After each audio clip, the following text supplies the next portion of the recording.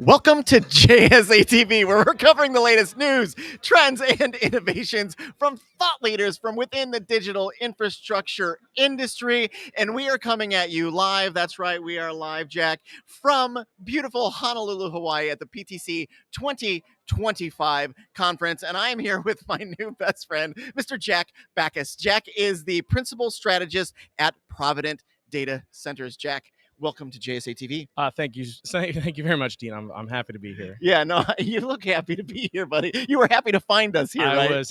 I was literally sprinting to get here. Jack's getting his steps in today. I got my steps in for the week. Yeah.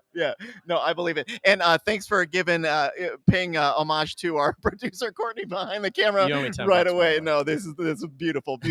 Okay, so Jack, now that you're here, now that you found us, and we're cooling off a little bit, your favorite part about PTC 2025 to this point, and I know we're just getting started. What's any panels, anything in particular that you're really happy you attended? Yeah, I mean it has fantastic speakers, panels, but really, I mean Provident is here because we've got a land pipeline of 3.8 gigawatts of powered land. It's one of the larger land pipelines really in the country. We just announced our 500 megawatt data center in DFW area for phase one of what will be a much larger project. And we're open for business. And PTC, I mean, it's like I told my wife, I'm working real hard out here. You look like you're working real hard, buddy. Yeah. No, it's awesome.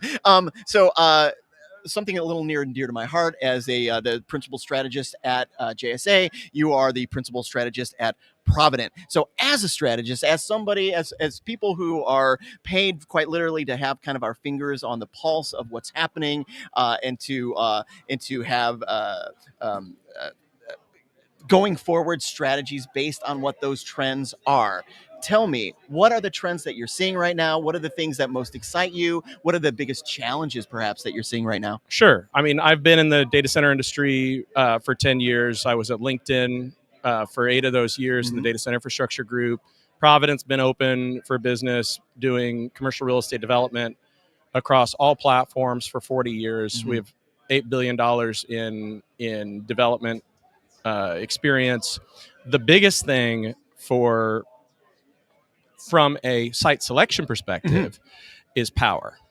And I think every company that is looking to do a data center in 2025 and on to 2030 is going to be looking at power and the power requirements. And then I think where it becomes difficult is then negotiating what you want to do aspirationally. You want to go build a gigawatt campus. Okay, great. Well, that's going to go in next door to somebody. That's going to be somebody's neighbor. And so what we are very, very good at is going into communities, listening to them, having those relationships, and building really toward relationships that are going to be good for the community.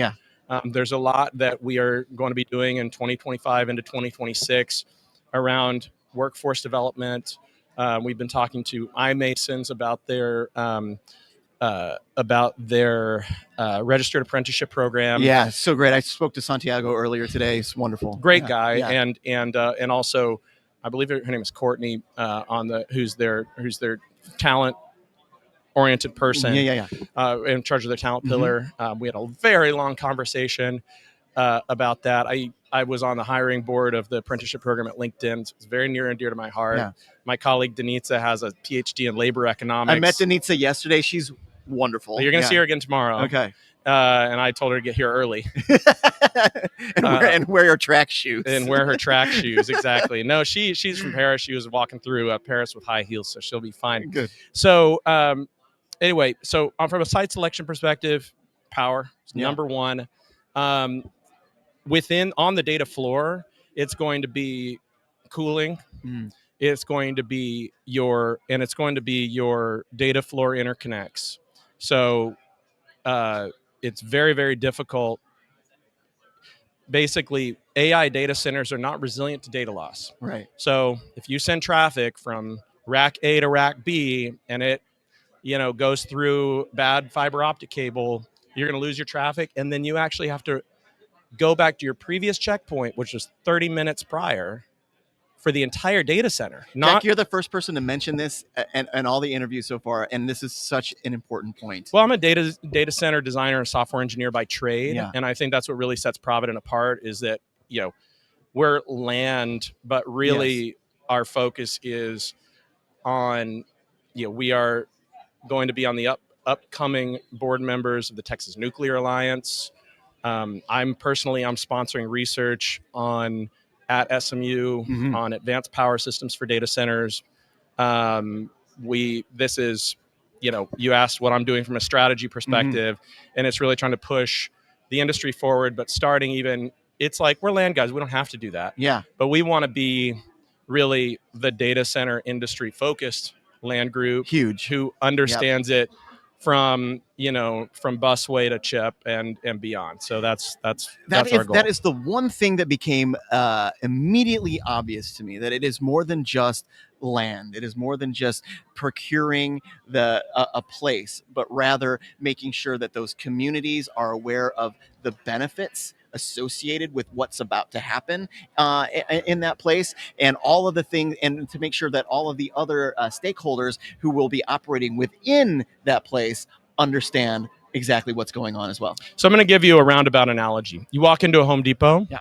You go to they have a whole aisle with bolts and nuts and washers, and they're all very, very organized. And you can buy a kit that's got 1,000 bolts and nuts and washers of various sizes, and they're all organized. And you're going to pay maybe $50 for that kit. Now, let's say somebody came to you and they had this kit, it's all organized, and then alternatively, they had a bag that was just full of bolts and nuts and washers of various sizes, exactly the same, maybe twice as many. Yeah. Right? But not organized.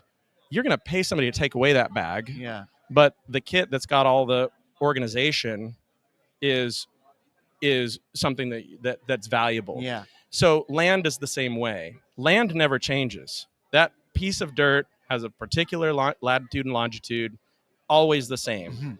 Where a group like us comes in is we're selling you the kit that has everything organized. My dad started a company. He likes to say he puts a bow on it. We put a bow on it. And because we have 40 years of land development experience, we can be a partner. We can work with up and down the value chain. Powerhouse is a partner of ours. We've partner of ours too. Yeah, That's awesome. I know that. Yeah. But we've been in. We've been with Aligned, Equinix, many some names people have heard of. Names that you've heard of, and they work with us because it's no drama working with Provident. Yeah. You know what you're getting, and you're getting a lot of value. Yeah, no, I love it. So let's get out our crystal balls. As a strategist, where are we going with regard to high density computing and AI and GPU compute? Where's this all going? Well, in November, the head of the National Security Council said AI is a strategic priority for the United States. Yeah. And AI is really, it's an incremental use of power. Power needs to become and is becoming, I think, a strategic priority for the United States. And I mean firm power use, because, and people know this, GPUs can be very power hungry, and they will become more so. Now, I think the challenge for developers and the challenge for the industry is how do we approach this in a way that where we can provide these high value services that are really helping all sorts of people. Like you look at people who are doing AI, kids are being taught by AI tutors where they don't have access to tutors. Yeah. Right. I mean, this is really valuable stuff. And then it also creates an accessible job pathway for communities and provides a nice tax base for communities without really using services. But there are demands that come from a data center. And the biggest ones, if sustainability isn't a goal, will be around water. There's concerns about noise. There's concerns about pollution. So these are all the things that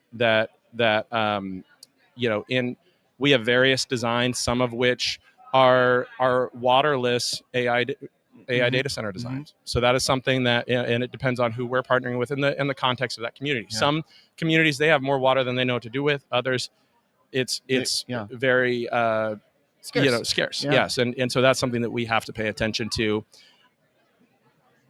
I think that we are just going to start seeing the impact that that AI has. Inference is going to become a big thing. What Provident has tried to do is stay really close to the major markets or maybe secondary markets. We don't go into remote locations because we've been through a lot of real estate cycles, and we want to make sure that we're providing the best possible product to the end customer at the end of the day. Yeah. Jack, always a pleasure, man. Thank you for running through parking garages and getting here. Literally, it was like that old, it was like a Hertz commercial, right? With O.J. Simpson in it. Yeah, I do remember that. He was hurtling. He was hurtling. I mean, that shows my age, right? Yeah, well, I'm right there with you. I know exactly what you're talking about. But I remember that. I think it was a Super Bowl commercial. From like 1992 or something. Yeah. Well, it was very much a pleasure. Love to chat more with you anytime at the conference. You'll all be here through Thursday. Anyone who'd like to meet with us, you can find us on the PTC app. I've got a lot of openings in my calendar. Well, fewer and fewer. Yeah. But especially Wednesday afternoon for for anyone who, if anyone's listening, to hear more about our portfolio. Outstanding, Jack. Thanks for being here. All right. Okay. Appreciate it. Thank you, viewers, for watching JSA TV. Stay curious, stay connected, and happy networking. We'll see you soon. Back at you, Corey.